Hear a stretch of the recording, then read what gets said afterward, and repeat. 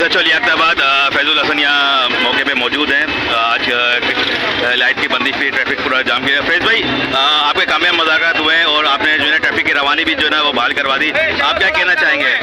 बात ये है कि इन्होंने 40% बिल जमा कराए, अच्छे मौजूदीन लोग हैं, कल सुबह से इनकी लाइट नहीं है, पानी अंदर हो जाए यार, बात की कि लाइट खोलें कि बार बार रोड पे आने का सुबह से लाइट कहना है कि हमने दिया मैं हमारे साथ ताउन ब्लॉक करके